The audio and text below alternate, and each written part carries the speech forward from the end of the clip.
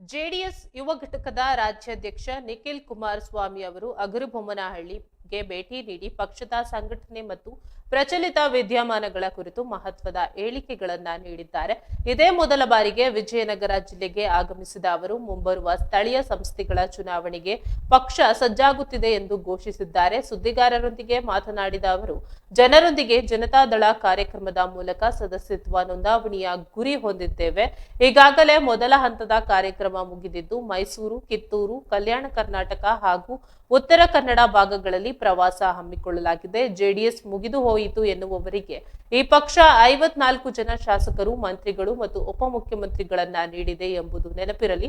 ನಮ್ಮ ಕಾರ್ಯಕರ್ತರು ಇಂದಿಗೂ ಗಟ್ಟಿಯಾಗಿದ್ದಾರೆ. ಶೀಘ್ರದಲ್ಲೇ ಜಿಲ್ಲಾ ಪಂಚಾಯತ್ ಮತ್ತು ತಾಲೂಕು ಪಂಚಾಯತ್ ಚುನಾವಣೆಗಳಿಗೆ ಕಾರ್ಯಕರ್ತರನ್ನ ಗುರುತಿಸುವ ಕೆಲಸ ಮಾಡುತ್ತೇವೆ ಎಂದು ಇನ್ನು ಬಿಜೆಪಿಯೊಂದಿಗೆ ಹೊಂದಾಣಿಕೆ ಕುರಿತ ಪ್ರಶ್ನೆಗೆ ಉತ್ತರಿಸಿದ ಅವರು, ಸದ್ಯಕ್ಕೆ ಅಂತಹ ಯಾವುದೇ ಚರ್ಚೆಗಳು ಎರಡೂ ಪಕ್ಷಗಳ ನಡುವೆ ನಡೆದಿಲ್ಲ.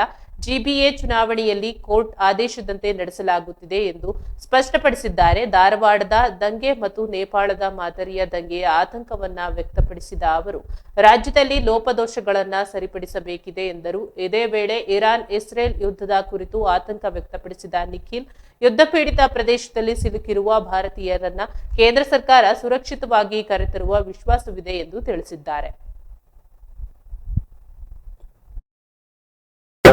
ಮೇಲೆ ನಾನೇನು ನಿರ್ಧಾರವನ್ನು ಮಾಡ್ತಾ ಇಲ್ಲ.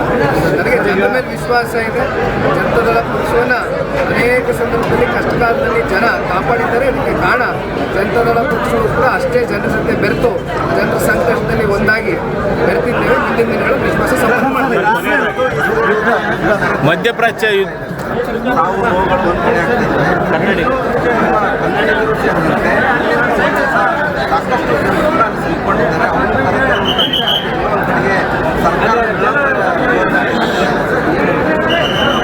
ಈ ರೀತಿ ಯುದ್ಧಗಳಾಗುತ್ತೆ ಅಂತಕ್ಕಂಥದ್ದು ನಾವು ನೀವು ಕಂಡಾಗ ಎಲ್ಲೋ ಒಂದು ಕಡೆ ಸಮಾಜ ಯಾಕೆ ಇಷ್ಟು ಅಮಾನವೀಯವಾಗಿ ವರ್ತನೆ ಮಾಡ್ತಾ ಇದೆ ಅಂತಕ್ಕಂಥದ್ದು ನಮ್ಮಲ್ಲಿ ಕಾಡ್ತಕ್ಕಂಥ ಯಕ್ಷ ಪ್ರಶ್ನೆ.